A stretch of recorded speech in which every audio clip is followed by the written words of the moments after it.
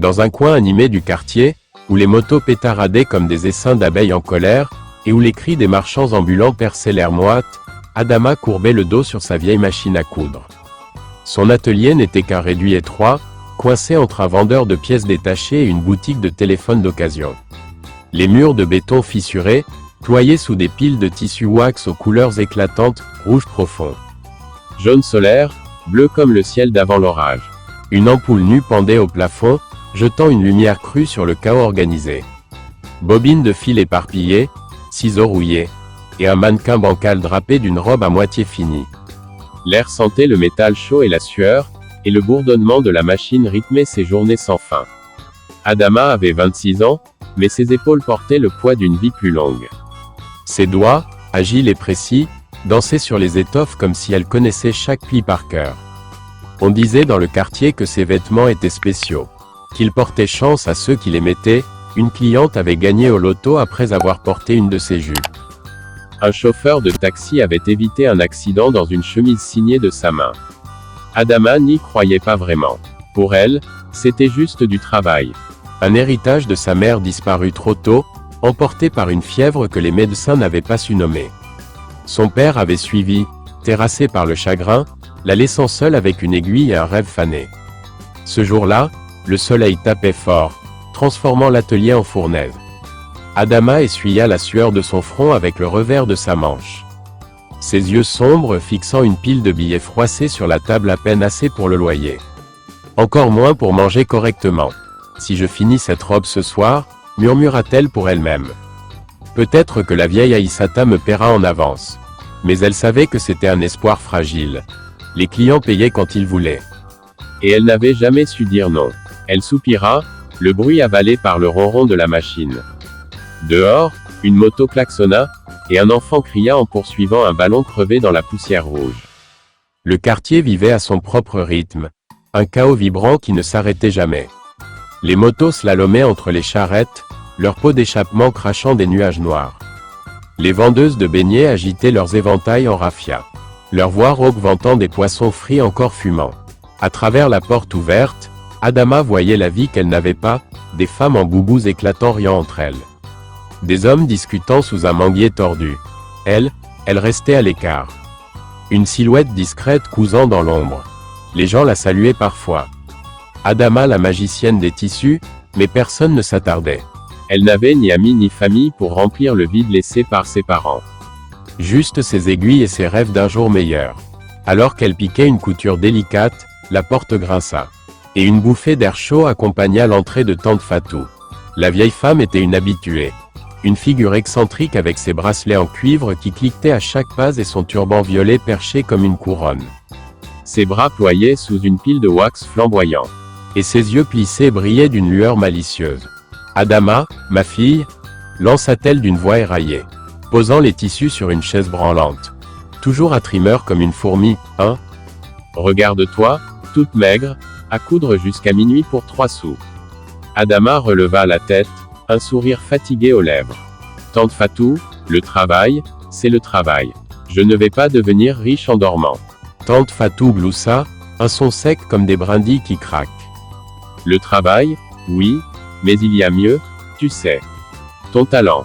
Il mérite plus que cet endroit. Elle fouilla dans son sac en pagne et en sortit un bout de papier froissé, qu'elle tendit à Adama. Va voir le sanctuaire de la lumière éternelle. La prophétesse Hawa, elle change des vies. Elle pourrait faire briller ta lumière, ma fille. Adama fronça les sourcils. Ses doigts serrant l'aiguille un peu trop fort. Tante. Je ne crois pas au miracle. Les gens qui promettent la lune. Ils veulent souvent quelque chose en retour. Tante Fatou pencha la tête, son sourire s'élargissant. Oh, tu es maligne, mais tu es curieuse aussi, je le vois dans tes yeux. Va, juste une fois. Qu'est-ce que tu risques? Elle tapota le papier du bout d'un ongle jauni. Ce n'est pas loin. Au bout de la rue des Ferrailleurs. Adama prit le papier du bout des doigts, comme si c'était une braise encore tiède. Une adresse griffonnée à l'encre noire s'étalait sur le blanc sale. Elle le glissa dans la poche de son tablier, haussant les épaules. On verra, tante. Mais ne vous attendez pas à ce que je revienne en princesse. Tante Fatou rit encore, un éclat bref et tranchant. Avant de tourner les talons, ses bracelets tintant dans son sillage. Seule à nouveau, Adama fixa la robe sur le mannequin. Le tissu rouge ondulait sous la lumière tremblante. Et pendant un instant, elle crut voir une ombre passer dessus, un reflet qui n'était pas le sien. Elle cligna des yeux, et l'illusion disparut. Dehors, le bruit du quartier continuait. Indifférent. Mais dans sa poche, le papier pesait comme une promesse. Ou peut-être un piège. Le lendemain, après une nuit agitée où les paroles de tante Fatou tournaient en boucle dans sa tête, Adama plia le bout de papier froissé et le glissa dans la poche de son tablier. Elle n'avait pas dormi, pas vraiment, ses yeux s'étaient fermés, mais son esprit avait dansé entre la fatigue et une curiosité qu'elle refusait d'admettre. Juste une fois, se dit-elle en nouant un foulard sur ses cheveux tressés. Pour voir. Dehors, le quartier s'éveillait dans un vacarme familier. Les motos rugissaient, crachant des volutes de fumée noire. Et une vieille femme criait « beignet chaud » en agitant un plateau bancal. Adama ferma l'atelier à clé et s'élança dans la chaleur montante. Le trajet jusqu'à l'adresse la mena d'abord à travers le cœur bruyant du marché. Les ferrailleurs tapaient sur des tôles rouillées, leurs marteaux résonnant comme des tambours désaccordés. Des enfants aux pieds nus slalomaient entre les étals, riant malgré la poussière qui collait à leur peau.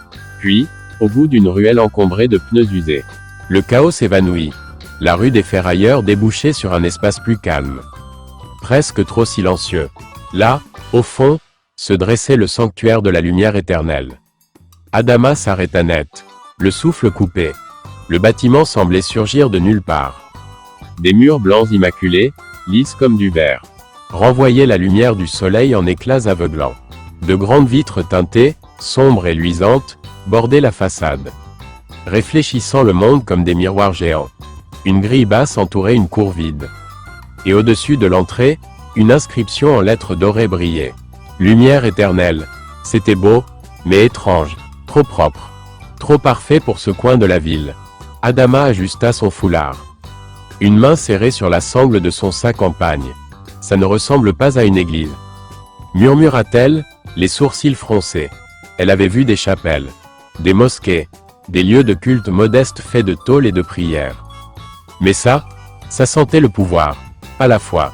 Pourtant, ses pieds avancèrent, comme tirés par une corde invisible. À l'entrée, une jeune femme en robe blanche impeccable l'accueillit avec un sourire figé. « Bienvenue, ma sœur, » dit-elle, sa voix douce comme un chant. Adama hocha la tête, mal à l'aise, et franchit le seuil. À l'intérieur, l'air changea. Une fraîcheur inattendue l'enveloppa, mêlée d'une odeur sucrée d'encens qui flottait comme une brume légère. La salle était vaste, bien plus grande qu'elle ne l'aurait cru de l'extérieur. Le sol brillait, poli au point qu'elle pouvait y voir son reflet flou. Des lustres pendaient du plafond, leurs cristaux scintillants comme des étoiles prisonnières. Sur les murs, des miroirs ronds et ovales étaient accrochés à intervalles réguliers, captant la lumière et la renvoyant en éclats d'encens. Une chorale, vêtue de robes blanches impeccables, chantait un hymne doux, leur voix s'élevant en harmonie parfaite. Adama cligna des yeux, ébloui. Les fidèles, assis sur des bancs alignés, portaient des tenues soignées, boubous brodés, costumes taillés sur mesure, bijoux discrets mais coûteux. Ils souriaient, leur visage rayonnant d'une assurance qu'elle ne comprenait pas. Puis elle apparut. La prophétesse Hawa glissa sur une estrade au centre de la salle, comme si elle flottait, grande et élancée. Elle portait une robe de soie dorée qui semblait onduler à chacun de ses pas. Ses cheveux, tressés en un chignon serré, étaient ornés d'une broche scintillante. Et ses yeux, noirs, perçants, presque trop profonds, balayaient la foule avec une intensité magnétique. Dans sa main droite, elle tenait un petit miroir rond, qu'elle leva en parlant. « Mes frères, mes sœurs », commença-t-elle. Sa voix chaude emplissant l'espace sans effort, « Bienvenue au sanctuaire de la lumière éternelle, où la gloire divine se reflète en ceux qui osent croire. » Adama sentit un frisson lui parcourir l'échine. Hawa continua. « Ces mots doux mais lourds, la vie vous a donné des miettes. Mais ici, vous apprendrez à refléter l'abondance. Regardez dans le miroir de la foi. Et vos désirs deviendront réalité. » Elle fit tourner le miroir, et un éclat de lumière traversa la salle, faisant scintiller les lustres. Adama s'assit au fond, les mains crispées sur ses genoux. Le sermon parlait de miracles, Un homme qui avait payé ses dettes en une nuit. Une femme qui avait retrouvé la santé après des années de souffrance. Hawa marchait avec une grâce hypnotique, ses gestes lents et précis. Comme si chaque mouvement était calculé. Ceux qui croient verront. Dit-elle. Ses yeux semblant s'arrêter une seconde sur Adama. Ceux qui doutent resteront dans l'ombre. Les fidèles applaudirent. Leur voix s'élevant en un « Amen ». Tonitruant, Adama baissa les yeux. Troublée, les miroirs sur les murs semblaient la fixer. Et pendant un instant, elle crut voir son reflet cligner, mais quand elle releva la tête, il n'y avait rien. À la fin, tante Fatou la retrouva près de la sortie. Ses bracelets cliquetant, alors qu'elle posait une main sur son bras. « Alors, ma fille, qu'en penses-tu » demanda-t-elle. Un sourire en coin. Adama haussa les épaules, les mots coincés dans sa gorge. « C'est impressionnant, mais je ne sais pas, tante. Ça semble trop beau. » Tante Fatou gloussa. « Trop beau ? Écoute ça. Le vieux Samba, celui qui vendait des pneus, il est venu ici il y a 6 mois. Aujourd'hui, il a 3 boutiques. Et Mariama, la veuve. Elle marche sans béquille maintenant. Ce n'est pas de la magie. C'est la foi. » Elle se pencha, baissant la voix. « Reviens dimanche. » Adama. Tu verras par toi-même. Adama hocha la tête sans répondre. Ses doigts triturant le papier dans sa poche. Dehors, le soleil déclinait, peignant le ciel d'orange et de violet. Elle marcha lentement vers chez elle. Le bruit du quartier reprenant vie autour d'elle, motos, rires, cris. Mais dans sa tête, la voix d'Hawa résonnait encore. Douce et insistante, comme un murmure qu'elle ne pouvait chasser. Et les miroirs, pourquoi y en avait-il autant? Elle serra son sac contre elle. Incapable de jeter le papier. Pas encore. Le dimanche suivant, Adama se retrouva devant le sanctuaire. Les mains enfoncées dans les poches de son tablier usé. Elle n'avait pas prévu de revenir, pas vraiment. Toute la semaine, elle avait cousu en silence. Les mots de tante Fatou ricochant dans son esprit comme des cailloux dans un puits. Reviens. Tu verras par toi-même. Elle avait haussé les épaules en rangeant le bout de papier dans un tiroir. Déterminée à l'oublier. Mais le samedi soir, alors que l'atelier sombrait dans l'obscurité et que le ronron de sa machine s'éteignait, une question l'avait rongée. Et si c'était vrai? Et si quelque chose, là-bas, pouvait changer sa vie? Alors, elle était là, sous un ciel gris chargé de nuages. Le foulard serré autour de ses tresses, a fixé les vitres miroirs qui renvoyaient son image tremblante. À l'intérieur, l'ambiance était encore plus saisissante que la première fois. La chorale, alignée comme des statues en robe blanche, entonna un hymne plus fort, plus vibrant, leur voix montant jusqu'au lustre qui scintillait comme des éclats de verre. Les bancs étaient pleins, les fidèles plus nombreux, leurs visages luisants d'une foi qu'Adama ne comprenait pas encore. La prophétesse Hawa apparut, sa robe dorée ondulant comme un fleuve sous le soleil. Un petit miroir dans la main. Aujourd'hui, déclara-t-elle, sa voix chaude traversant la salle comme une vague, nous parlons de ceux qui osent refléter la lumière divine. Regardez autour de vous. Ici, les rêves deviennent réalité. Elle désigna un homme au premier rang, vêtu d'un costume impeccable. Frère Issa avait une charrette il y a 3 mois. Aujourd'hui, il conduit une voiture neuve. La foule murmura des « Amen », jaillissant comme des étincelles. Puis une femme se leva, les yeux brillants de larmes. « J'ai ouvert ma boutique grâce à la prophétesse », dit-elle. Sa voix tremblante. La lumière m'a guidé. Adama s'assit plus près cette fois. Au 3e rang, les mains posées sur ses genoux. Elle ne chanta pas encore, mais ses lèvres bougèrent légèrement, suivant les paroles des hymnes. Les semaines suivantes, elle revint encore, d'abord hésitante, puis presque par habitude. Chaque sermon était un spectacle. Les lumières dansaient sur les miroirs accrochés au mur. La voix d'Hawa s'enroulait autour des fidèles comme une corde invisible. Elle parlait de bénédictions, de portes qui s'ouvraient, de vies transformées. Adama remarqua des changements chez elle aussi. Une cliente paya une robe en avance. Une autre commanda 3 tenues d'un coup. Rien d'extraordinaire, mais assez pour qu'elle murmure, un soir, en comptant ses billets. Peut-être qu'il y a quelque chose ici. Elle se sentait plus légère, plus assurée, comme si l'énergie du sanctuaire s'infiltrait dans ses os. Pourtant, elle restait prudente, se répétant que ce n'était que du travail. Pas des miracles. Mais au fil des visites, des détails commencèrent à la troubler. Un soir, Alors qu'Awa prêchait sur « le reflet de la vérité », un homme au fond de la salle s'approcha d'un miroir mural. Il tendit la main, comme hypnotisé, et soudain, son visage blêmit. Ses yeux roulèrent en arrière, et il s'effondra avec un bruit sourd. Sa tête heurtant le sol luisant. Un silence glacial envahit la salle. Adama se redressa, le cœur battant, mais avant qu'elle puisse comprendre, 2 assistants en robe blanche surgirent de nulle part.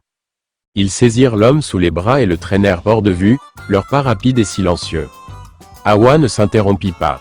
La foi demande du courage, dit-elle calmement, son sourire intact. Ceux qui vacillent trouvent leur chemin. Les fidèles hochèrent la tête, comme si rien ne s'était passé. Mais Adama sentit une sueur froide couler dans son dos. Qu'était-il arrivé à cet homme? Pourquoi personne ne posait de questions? Puis vinrent les rêves. La première fois, elle cousait dans son atelier. Seule, la lumière de l'ampoule vacillant au-dessus d'elle. En levant les yeux, elle se vit dans un miroir, un grand ovale qui n'avait jamais été là. Son reflet la fixait, immobile, ses yeux sombres et vides. Elle cligna des paupières, mais le reflet ne bougea pas. Elle se réveilla en sursaut, le souffle court, le cœur cognant contre ses côtes. La nuit suivante, ça recommença. Cette fois, le reflet sourit, un sourire lent, large, qui étira ses lèvres alors que son propre visage restait figé. « Qu'est-ce que tu veux » murmura-t-elle dans le rêve. Mais aucune réponse ne vint. Elle se leva, tremblante, et alluma une lampe. L'atelier était vide, silencieux, mais elle ne put se rendormir. Le lendemain, elle aborda tante Fatou après un sermon. La vieille femme rangeait un recueil d'hymnes, ses bracelets cliquetant dans le calme de la salle presque déserte. « Tante, » commença Adama, la voix basse. « Qu'est-ce qui s'est passé avec cet homme? Il est tombé. » Et, tante Fatou haussa les épaules. Un sourire vague aux lèvres. « Oh, ma fille, il a juste eu un malaise. Ça arrive. La foi, c'est fort, tu sais, ça peut secouer. » Adama fronça les sourcils. Et les miroirs. Pourquoi il y en a partout? Tante Fatou gloussa, mais son regard glissa ailleurs. C'est la lumière. Adama. Elle reflète ce qu'on donne. Ne pose pas trop de questions. Profite. Elle tapota son bras et s'éloigna, laissant Adama seule avec un nœud dans l'estomac. Elle entendit alors 2 femmes murmurer près d'un miroir. Il paraît qu'il a rejoint le cercle. Ça ne pardonne pas si tu doutes. Le cercle? Adama voulut demander, mais elles s'éloignèrent avant qu'elle n'ose. Quelques jours plus tard, après un sermon particulièrement intense où Awa avait levé son miroir en criant « Recevez l'abondance », une assistante en robe blanche s'approcha d'Adama. « La prophétesse veut vous voir, » dit-elle, son sourire aussi figé que celui d'une poupée. Adama suivit, le cœur battant, à travers un couloir étroit jusqu'à une porte en bois sombre. La pièce privée était petite, mais oppressante. Un bureau massif trônait au centre. Et derrière, un grand miroir ovale dominait le mur. Son cadre gravé de symboles qu'elle ne reconnut pas, des lignes tordues. Des cercles brisés. L'air sentait l'encens, mais plus fort, presque étouffant. Awa était là, assise, sa robe dorée scintillant dans la lumière tamisée d'une lampe. « Adama, » dit-elle, sa voix douce mais tranchante. « Je vois ton talent. Il brille, mais il dort. Tu couds des merveilles. Pourtant tu vis dans l'ombre. Pourquoi » Adama déglutit, mal à l'aise sous son regard perçant. « Je travaille dur. »« Madame, c'est assez. » Awa sourit, un sourire qui ne réchauffait pas. « Non, ce n'est pas assez. Pas pour toi. Il y a le cercle des reflets. Pour les élus. Ceux prêts à tout donner. Rejoins-nous. Et ta lumière s'éveillera. » Adama cligna des yeux. « Qu'est-ce que c'est? Le cercle? Qu'est-ce que je dois donner ?» Awa se pencha légèrement, ses doigts caressant le bord du miroir sur son bureau. « Un pas de foi, » répondit-elle, énigmatique. « Rien de plus. » Pour l'instant, Adama quitta la pièce, les jambes faibles. Dehors, la nuit était tombée, et les rues du quartier semblaient lointaines. Comme un souvenir, elle marcha vite, le souffle court, les mots d'Awa tournant dans sa tête. Un pas de foi. Ça sonnait simple, mais pourquoi son cœur battait-il si fort? Pourquoi voyait-elle ce sourire dans ses rêves? Elle serra son tablier contre elle. Incapable de dire non, incapable de dire oui. Pas encore.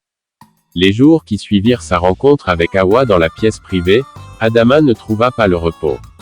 Ses mains cousaient encore, traçant des lignes parfaites sur les tissus wax. Mais son esprit était ailleurs, prisonnier des mots de la prophétesse, un pas de foi. Elle avait essayé de les chasser, de se concentrer sur le ronron familier de sa machine.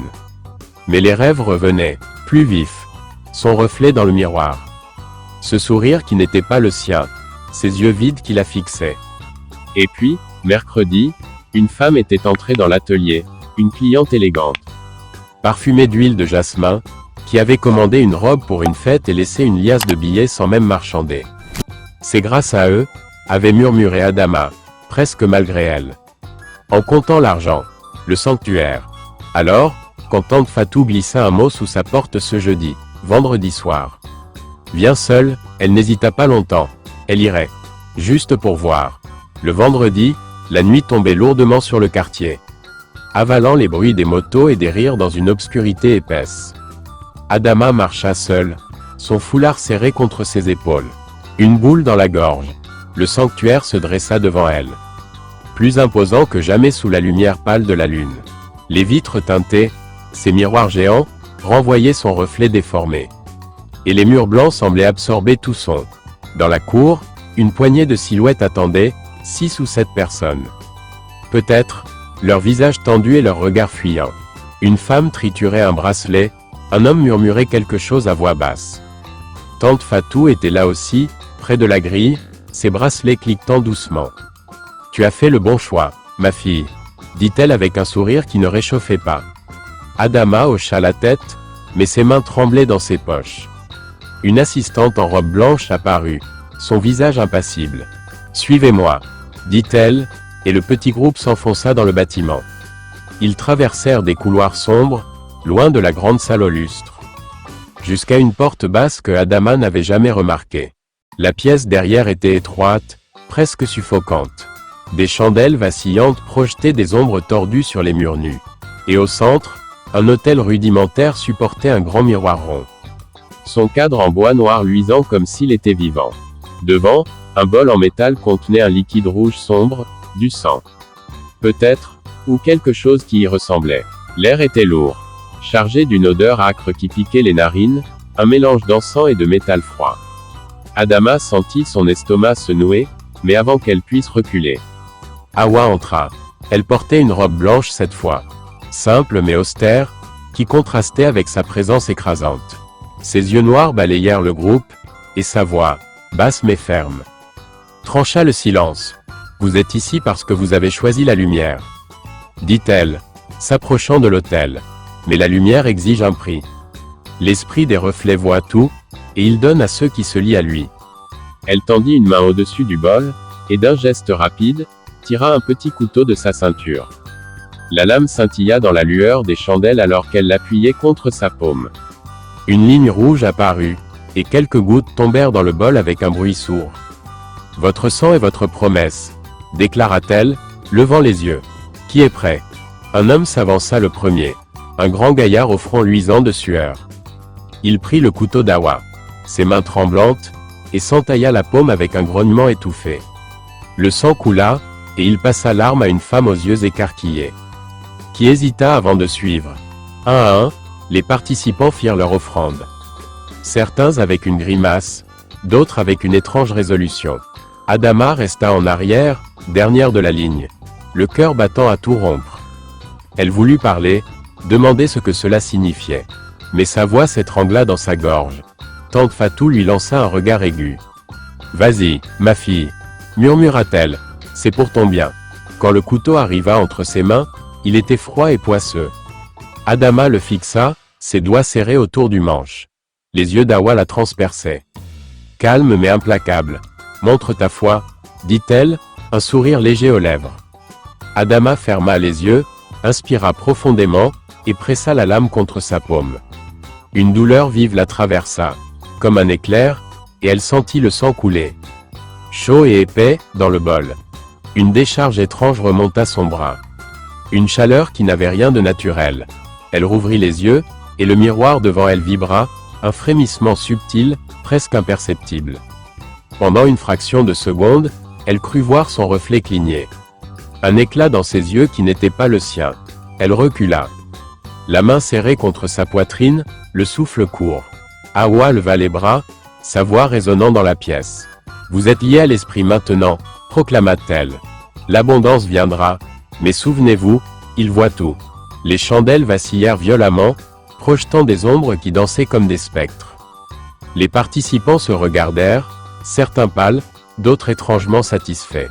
Avant de quitter la pièce en silence, Adama suivit, la tête basse. Sa main douloureuse palpitant sous un bout de tissu qu'elle avait arraché à son tablier. Le lendemain, une femme riche entra dans son atelier.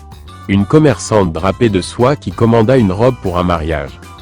Payant d'avance avec une liasse de billets neufs, Adama fixa l'argent.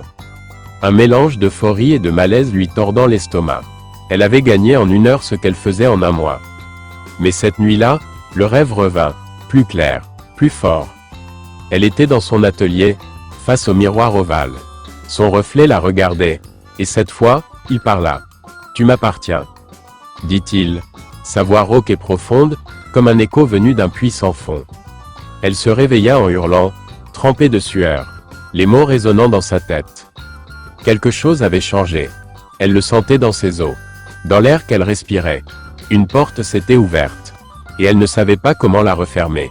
Le lendemain du rituel, l'atelier d'Adama ne fut plus le même. La commerçante en soie revint avec 2 amies, toutes drapées de parfums coûteux et de bijoux qui scintillaient sous la lumière crue de l'ampoule. Elles commandèrent des robes pour un baptême, des tenues pour une fête, et laissèrent une pile de billets si épaisse qu'Adama dut recompter 3 fois pour y croire. « Tu es un trésor, » dit l'une d'elles en riant, ajustant une écharpe sur ses épaules. « Tes mains font des miracles. » Adama sourit, un peu raide, et rangea l'argent dans une boîte en fer sous son comptoir. Le lendemain, un homme en costume demanda une chemise sur mesure pour une réunion importante, payée d'avance. Bien sûr, en 1 semaine, son carnet de commandes déborda. Et les clients affluaient comme des abeilles attirées par le miel. Elle déménagea vite. L'atelier exigu devint un souvenir, remplacé par un espace plus grand, 2 rues plus loin, avec des fenêtres propres et un sol en carrelage lisse.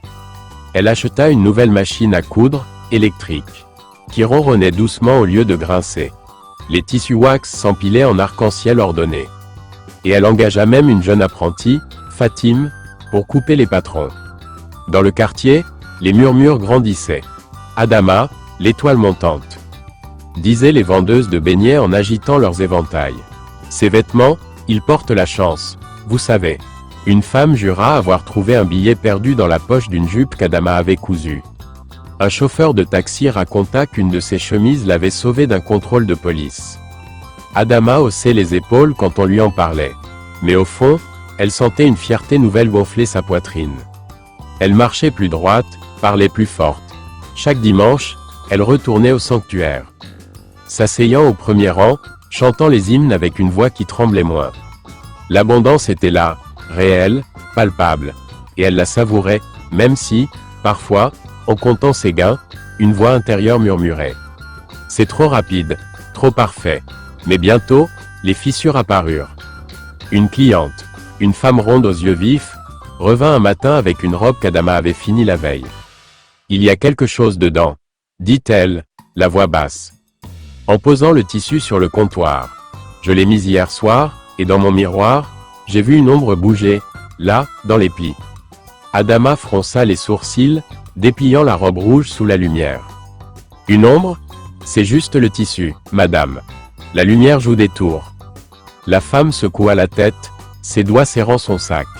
Non, ça bougeait tout seul. Je ne la veux plus. Elle partit sans demander remboursement, laissant Adama seule avec un frisson qu'elle ne put chasser. Quelques jours plus tard, un homme rapporta une chemise, jurant qu'il avait senti un froid glacial en la portant. Comme si quelqu'un me regardait, marmonna-t-il avant de s'en aller. Adama commença à examiner ses créations, mais ne vit rien, juste du fil. Du tissu, son travail. Pourtant, les histoires se multipliaient. Chez elle, les miroirs devinrent un problème. Elle avait acheté un petit ovale pour sa nouvelle chambre. Un luxe qu'elle s'était offert avec ses gains. Une nuit, en se brossant les cheveux, elle surprit son reflet dans le coin de l'œil. Il bougeait. Lentement, tournant la tête alors qu'elle restait immobile. Elle lâcha la brosse, le cœur battant, et fixa le miroir. Rien. Juste son visage. Fatigué, encadré de tresses. Mais quand elle se détourna, un craquement léger résonna derrière elle. Elle pivota. Le miroir était intact. Mais elle aurait juré avoir vu une fissure.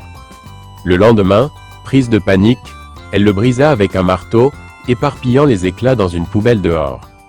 Pourtant, le surlendemain, en rentrant, elle trouva des morceaux reformés sur sa table, pas entiers, mais alignés.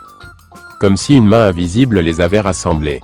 Elle les jeta à nouveau, le souffle court. Et passa la nuit sans dormir. Désespérée, elle chercha tante Fatou au sanctuaire après un sermon. La vieille femme ajustait son turban violet près d'un miroir mural, ses bracelets cliquetant dans le silence. « Tante » murmura Adama, la voix tremblante. « Qu'est-ce qui se passe ? Les gens parlent d'ombre dans mes vêtements. Et les miroirs, ils bougent. » Tante Fatou la fixa, son sourire s'effaçant un instant avant de revenir. « Plus mince, ma fille, ce sont des signes. L'esprit te bénit. Mais il te teste aussi. Ne pose pas trop de questions. » Adama insista. « Et le cercle ? Les rêves ? Je vois mon reflet. » Il parle. Tante Fatou détourna les yeux, soudain pressée. « C'est la foi. Adama. Laisse-toi porter. » Elle s'éloigna, laissant Adama seule. Une colère sourde montant en elle. Pourquoi refusait-elle de répondre? Que cachait-elle? Quelques jours plus tard, une assistante en robe blanche l'intercepta après un sermon. « La prophétesse vous attend, dit-elle, son ton sec. » Adama suivit, les jambes lourdes, jusqu'à la même pièce privée, le bureau sombre. Le grand miroir ovale au symbole tordu. Hawa était là. Debout cette fois, sa robe dorée scintillant dans la pénombre. Autour d'elle, 5 membres du cercle attendaient. Leurs visages tendus. « Vous avez goûté l'abondance. » Commença Hawa, sa voix plus froide, plus tranchante. Mais l'esprit des reflets exige plus. Un sacrifice plus grand. Elle marqua une pause, ses yeux noirs scrutant chacun d'eux. Le sang d'un proche. Une vie pour une vie éternelle de bénédiction. Un silence glacial tomba sur la pièce. Adama sentit son souffle se couper. « Quoi » murmura-t-elle, incapable de retenir le mot. Hawa tourna la tête vers elle, son regard comme une lame. « Tu as entendu. Adama. Quelqu'un que tu aimes. C'est le prix. » Adama recula, secouant la tête. « Non, je ne peux pas faire ça. C'est mal. » Hawa s'avança, sa silhouette imposante. « Mal ? Tu as pris le pacte. Refuser, c'est tout perdre, ton atelier.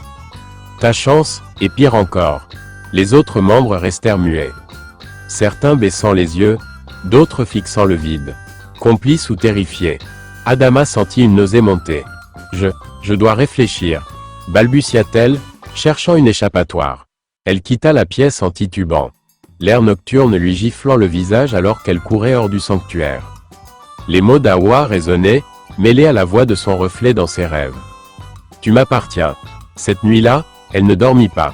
Elle fixa le mur de sa chambre, les mains serrées sur sa poitrine. Déchirée entre la peur de perdre tout ce qu'elle avait bâti et l'horreur de ce qu'on lui demandait.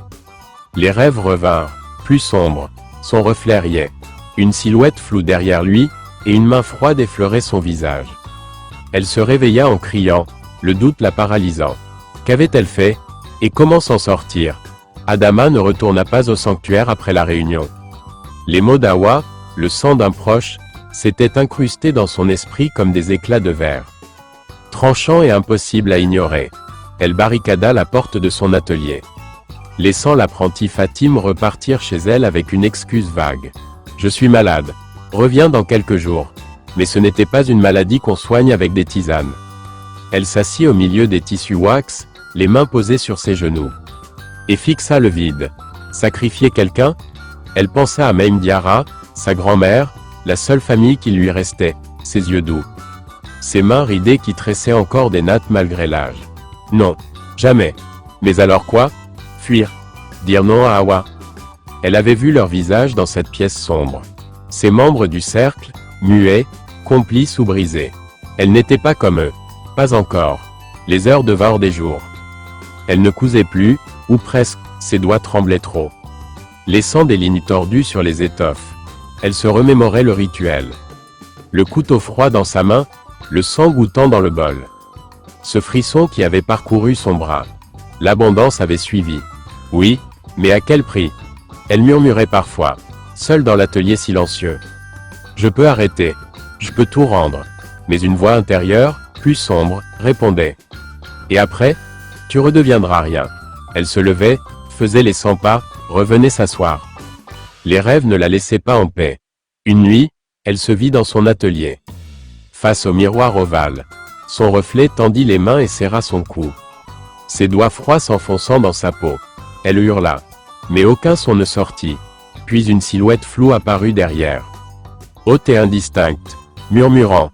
Tu as promis. Elle se réveilla en sursaut. La gorge sèche, les draps trempés de sueur. Ce n'était plus un rêve, c'était une menace. Désespérée, elle prit une décision. Le lendemain, elle marcha jusqu'à la maison de Maïm Diarra. À la lisière du quartier, là où les rues pavées laissaient place à des chemins de terre rouge. La maison était petite, faite de briques disjointes, entourée d'un jardin sauvage où pendaient des herbes séchées et des cordes de perles. Maïm Diarra était dehors, écrasant des feuilles dans un mortier. Ses cheveux gris noués en un chignon serré. Quand elle vit Adama, elle posa son pilon et fronça les sourcils. « Ma petite, tu as une ombre sur toi, » dit-elle avant même qu'Adama ouvre la bouche. Elles entrèrent, et dans la pénombre de la pièce unique, une table bancale.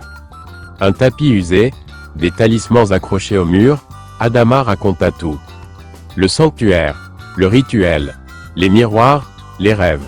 Et enfin, la demande d'Awa. Maïm Diarra écouta en silence. Son visage durcissant à chaque mot.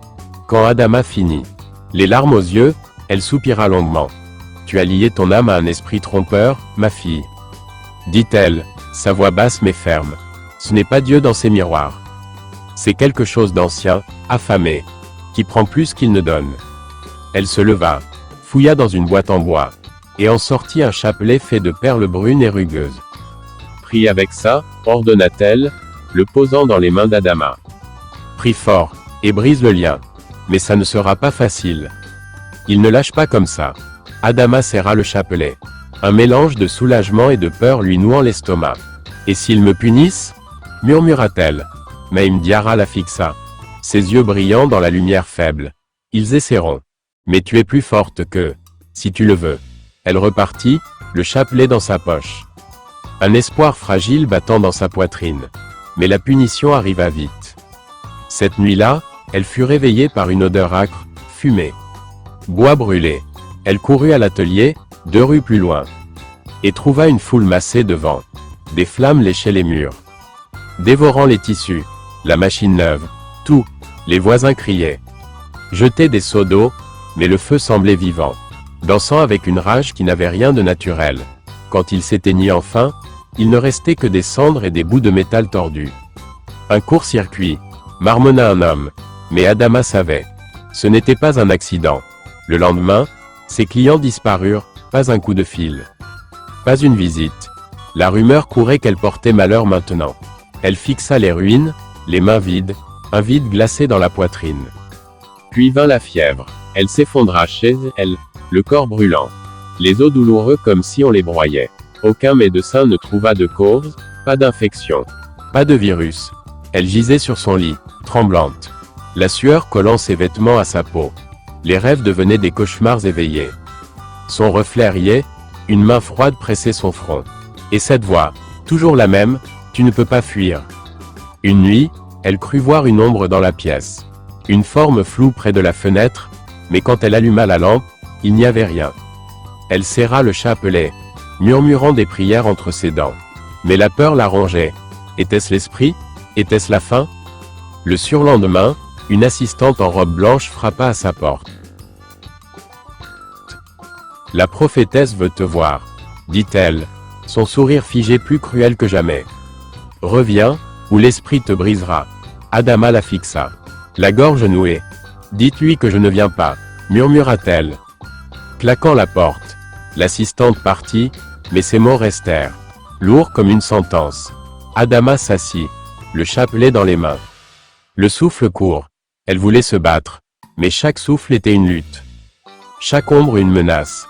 Elle était au bord du gouffre, et l'esprit le savait. Adama ne pouvait plus attendre. Les flammes de son atelier, la fièvre qui la rongeait, les murmures dans ses rêves, Tout la poussait vers un choix. Elle avait prié avec le chapelet de Maïm Diarra, les perles brunes usant ses doigts à force de les égrener. Et chaque mot murmuré dans la nuit avait rallumé une étincelle en elle. Elle ne sacrifierait personne, elle ne plierait pas. Mais rester cachée, tremblante, ne suffisait plus. Il fallait affronter Hawa, briser le lien, ou sombrer pour de bon. Alors, un soir, alors que la fièvre la laissait à peine debout, elle enfila son tablier taché, glissa le chapelet dans sa poche, et marcha vers le sanctuaire. Ses pas étaient faibles, mais sa poitrine brûlait d'une rage qu'elle n'avait jamais connue. La nuit était sans lune, un voile noir pesant sur le quartier. Le sanctuaire se dressait comme une ombre massive, ses vitres miroirs opaques, ne reflétant rien d'autre qu'un vide menaçant. Les rues étaient silencieuses, les motos et les cris éteints, comme si le monde retenait son souffle. Adama poussa la grille, qui grinça sous ses doigts, et entra dans la grande salle. L'écho de ses pas résonna sur le sol luisant, les lustres sombres au-dessus d'elle. Les miroirs muraux fixes et muets. Pas de chorale, pas de fidèles, juste un silence qui pesait sur ses épaules. Elle traversa la salle, chaque respiration laborieuse, jusqu'à la porte de la pièce privée. Elle savait qu'Hawa serait là. Elle le sentait. La prophétesse l'attendait, debout près du grand miroir ovale. Sa robe dorée scintillant dans la lueur tremblante d'une unique lampe. Le cadre du miroir, avec ses symboles tordus, semblait pulser doucement. Et l'air était épais, chargé d'une odeur d'encens rance. Hawa tourna la tête, un sourire froid étirant ses lèvres. « Tu es revenu, dit-elle, sa voix douce mais tranchante comme une lame. Je savais que tu ne pourrais pas fuir longtemps. » Adama s'arrêta à quelques pas. Les poings serrés. « Je veux sortir, » lança-t-elle. Sa voix rauque mais ferme. « Je ne donnerai pas de sang. Je ne tuerai pas pour vous. Brisez ce pacte, maintenant. » Hawa rit, un son bref et sec qui ricocha dans la pièce. « Sortir? Ma chère. Tu crois que c'est si simple? L'esprit te tient. Ton sang est dans le sien. Tu as goûté l'abondance.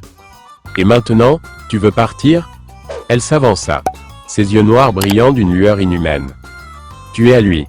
Refuse, et il te détruira. » Adama recula.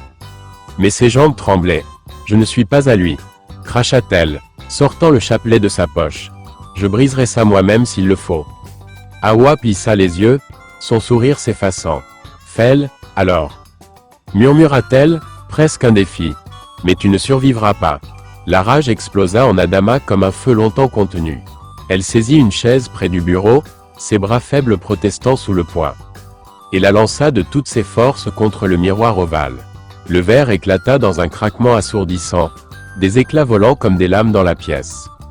Un hurlement surnaturel déchira l'air, aigu et inhumain, faisant vibrer les murs. Les chandelles s'éteignirent d'un coup, plongeant la pièce dans une obscurité totale, et le sol trembla sous ses pieds comme si la terre elle-même se révoltait. Adama tomba à genoux, le chapelet serré dans sa main, murmurant des prières entre ses dents alors qu'une ombre floue jaillissait des débris du miroir. Elle sentit une pression froide autour de son cou, comme dans ses rêves, mais les mots de Maïm Diarra résonnèrent en elle. « Tu es plus forte que... » Elle cria, un son rauque et désespéré, et l'ombre recula, comme brûlée par sa voix. Quand la lumière revint, faible et vacillante, Hawa avait disparu. La pièce était un chaos de verre brisé et de bois tordu. Le miroir réduit à un cadre vide. Adama haletait, le corps secoué de tremblements. Mais une légèreté nouvelle envahit sa poitrine. L'esprit était parti, elle le sentait. Un poids qui s'éloignait, une présence qui se dissipait. Elle se releva, titubante, et quitta la pièce, traversant la grande salle en silence. Dehors, l'air nocturne était frais contre sa peau brûlante. Le sanctuaire se dressait derrière elle, muet, comme une coquille vide. Elle avait gagné. Mais à quel prix? En s'éloignant, elle jeta un dernier regard en arrière. Dans un éclat de verre brisé près de la grille, elle vit son reflet, son visage fatigué. Ses yeux creusés. Mais derrière, une ombre floue passa, rapide et silencieuse. Elle détourna les yeux, le cœur battant. Était-elle vraiment libre?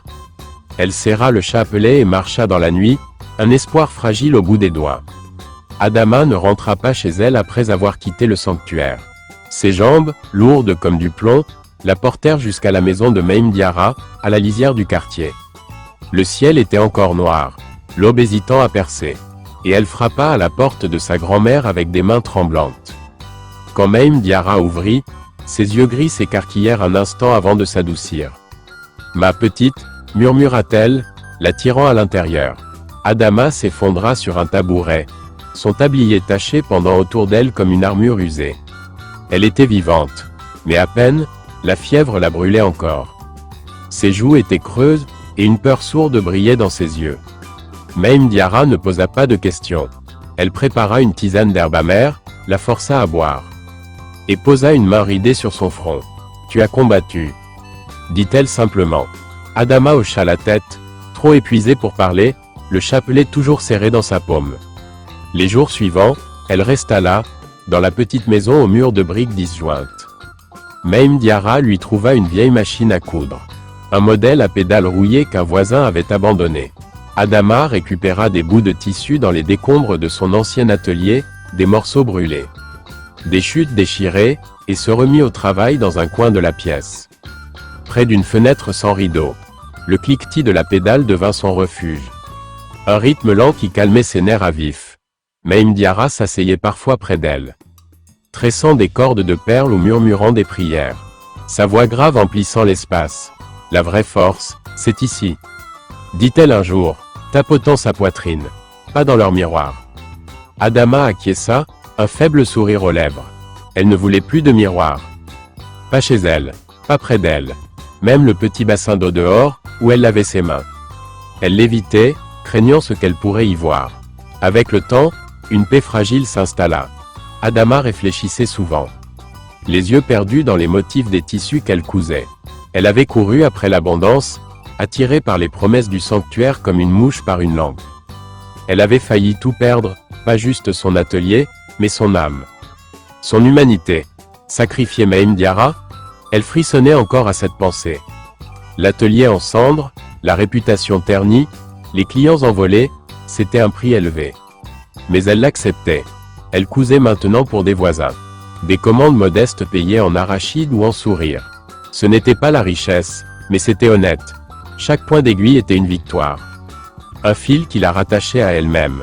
Pourtant, dans les moments de silence, une tension persistait. Elle sursautait aux ombres, scrutait les coins sombres. Comme si quelque chose attendait encore. Un matin, en allant chercher de l'eau, elle passa près d'une flaque sur le chemin de terre. Le soleil y dansait, et par réflexe, elle baissa les yeux. Son reflet la fixa, fatigué, marqué, mais le sien. Puis, un frisson lui parcourut l'échine. Elle sentit un regard. Un poids dans son dos, et quand elle se retourna, il n'y avait rien, juste le vent dans les herbes sèches. Elle détourna les yeux de la flaque, le cœur battant, et marcha plus vite. Était-ce fini? Ou l'esprit rôdait-il encore, tapi dans un coin qu'elle ne voyait pas? Elle serra le chapelet dans sa poche et rentra, refusant de regarder en arrière. Et voilà, mes amis, la fin de cette histoire. Merci d'avoir suivi Adama jusqu'ici. Dans son combat contre les ombres et les miroirs. Si ça vous a touché, laissez un pouce bleu. Abonnez-vous pour ne pas rater la prochaine aventure. Et dites-moi dans les commentaires, qu'auriez-vous fait à sa place? Le sanctuaire vous aurait-il tenté, ou auriez-vous fui dès le début? D'où regardez-vous? Votre ville? Votre pays? Restez bénis, et à bientôt pour une autre histoire qui vous tiendra en haleine. Prenez soin de vous, et méfiez-vous des reflets.